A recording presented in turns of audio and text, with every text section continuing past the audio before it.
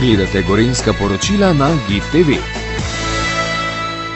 Na današnji novinarski konferenci ste predstavili tudi komunalno infrastrukturo Lancovo-Kamna Gorica. Gradnja že poteka. Kako poteka? Gradnja je v polnem teku.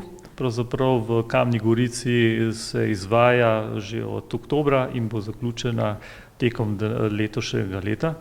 Mogoče bo celo v septembru, oktobru že zaključena, oziroma pa bodo zaključena vsa glavna gradbena dela, potem sledi samo še sanacija in pa ureditev javnih in pa cestnih površin.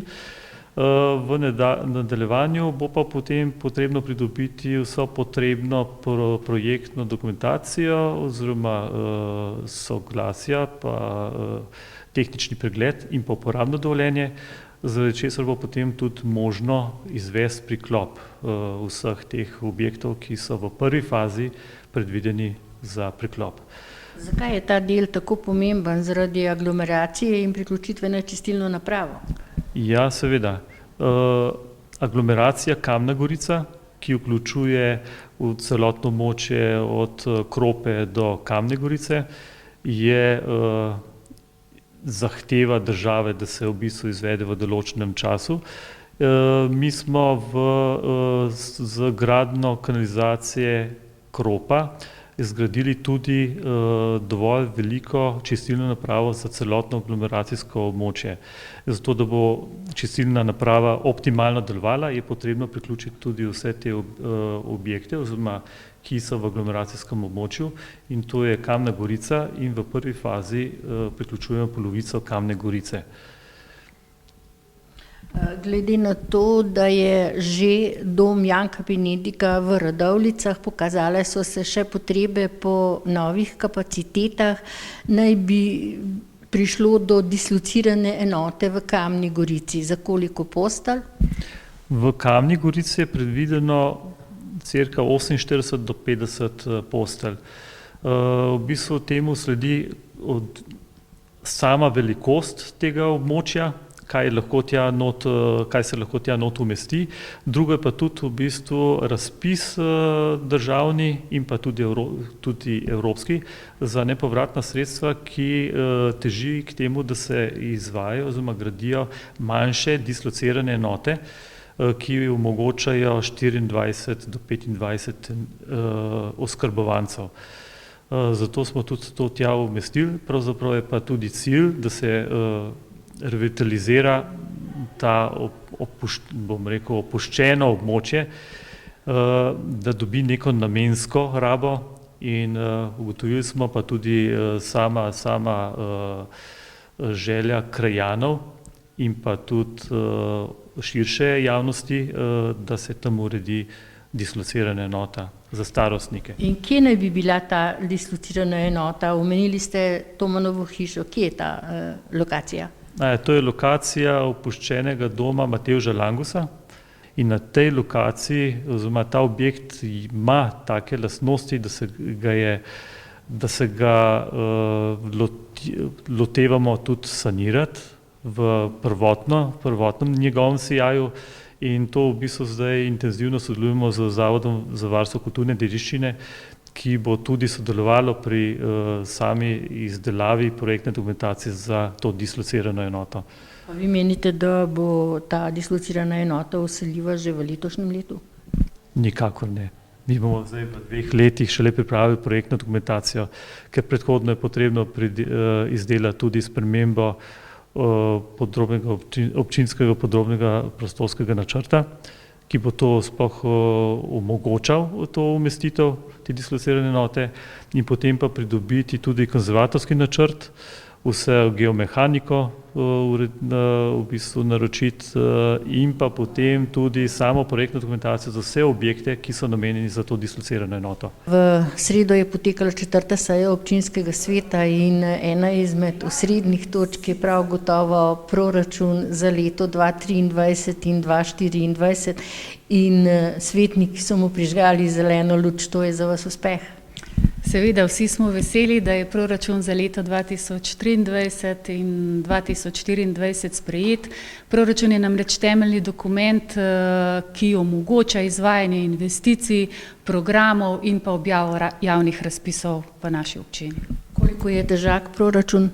Za leto 2023 proračun znaša približno 27 milijonov evrov, medtem ko za leto 2024 proračun znaša 25 milijonov evrov.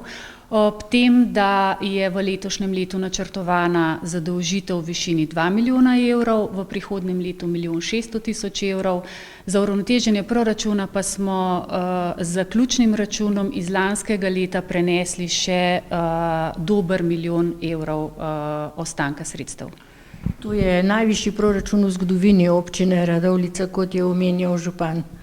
Lansko leto je bila resnično rekordna realizacija proračuna, ta je znašala 24 milijonov evrov, kar do sedaj ni bilo res še nikoli.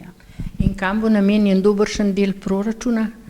Zaključila se bo predvsem kanalizacija na Spodnjem Lancovem. V zaključni fazi je tudi rekonstrukcija prve faze kopališča Radovljica. V preteklem tednu je bil opravljen tehnični pregled, uporabno dovoljenje pričakujemo v roku meseca oziroma meseca in pol, potem se bo prižgala zelena luč za tisto obratovanje in opismenjevanje plavanja ter uporabo bazena. No, in v poletnem času naj bi to začela prva faza z delovanjem. Tako je. Začel pa se je tudi gradnja prizidka k vrtcu v Radovljici. V začetku letošnjega leta se je začela gradnja prizidka k vrtcu v Radovljici in pa ureditev razvojne ambulante. V vrtcu je predvidena ureditev 3 novih igralnic, nove telovadnice in pa seveda razvojne ambulante, tako kot sem že prej omenila. Za obe zadevi smo pridobili nepovratna sredstva, malo manj kot 1 milijon evrov prispeva Ministrstvo za šolstvo, razvojno ambulanto pa sofinancira Ministrstvo za zdravje in pa Osnovno zdravstvo Gorenjske. Gre pa tako kot v prejšnjih letih ponovno za participativni proračun občine Radovljica in kar 26% izglasovanega, od tega pa 27 projektov. Kateri projekti so bili izglasovani? Tudi oba proračuna, se pravi proračun za leto 2023 in 2024 sta pripravljena kot participativna proračuna. Zelo smo zadovoljni z prispevkom občanov. Že v sami fazi priprave oziroma prijave projektov so predlagali 99 projektov, od katerih se jih je 70 kasneje uvrstilo na glasovanje. Udeležba, tako kot ste povedala, je bila tudi zelo dobra, nadpovprečna v Sloveniji, 26% občanov je glasovalo oziroma upravičencev, tako da je bilo izbranih in v proračunu uvrščenih 27 projektov. Projekti so različni, od ureditev nekih razglednih točk, potem ozelenitve mesta, ureditev tribun na nogometnem igrišču v Lescah. Zelo v krajevni skupnosti Podnard so bili izglasovani 3 projekti, ki se nanašajo na nakup opreme za kulturno dvorano. Tako da občani so res predlagali zelo dobre projekte. Tisti, ki so bili najbolj po njihovem mnenju interesantni, so potem dobili tudi največje število glasov in te se bodo zdaj v prihodnjih 2 letih izvedli. No, nadaljuje pa se tudi obnova Klinarjeve hiše, ki je tako rekoč že nekje v drugi fazi in ta obnova bo trajala še kar nekaj let. In kako je s sredstvi? Klinarjeva hiša je izredno dotrajana. Veseli smo, da smo v lanskem letu uspeli zamenjati streho, v letošnjem letu pa je načrtovana druga faza obnove, ki bo pa vključevala statično sanacijo objekta. ureditev oziroma obnovo fasade objekta ter zamenjavo stavbnega pohištva ter ureditev dveh prostorov v mansardi, ki sta bila v preteklem letu oziroma takrat ob izlivu vode poškodovana. Ta del investicije znaša 415 tisoč evrov. Investicijo smo prijavili na razpis za pridobitev nepovratnih sredstev strani Ministrstva za kulturo, od katerih pričakujemo 200 tisoč evrov, in vkolikor bi se ta sredstva pridobila, bi to pomenilo zeleno luč za nadaljevanje obnove. Nadaljevala naj bi se obnova kulturnega doma v Kropi in kako bi potem izgledala? V preteklem letu je bil za ta namen, se je obnova kulturnega doma pričela. Obnovljeni so bili stoli v dvorani, nakupljeno nekaj scenske opreme, zavese, odrske zavese. V prihodnjem letu pa je načrtovana še investicija oziroma investicijsko vzdrževanje same dvorane. Ta pa bi naj bila zaključena potem v celoti v letu 2024. Z amandmajem pa so bila zagotovljena tudi sredstva za podružnično šolo v Begunjah. Tako je, svetniška skupina Gibanje Svoboda je vložila amandma, več amandmajev, s katerim so želeli zagotoviti sredstva za obnovo igrišča pri podružnični šoli Begunje. To igrišče je namreč kar zelo dotrajano. Župan je prepoznal pomembnost tega amandmaja, zato je na te amandmaje vložil svoj amandma.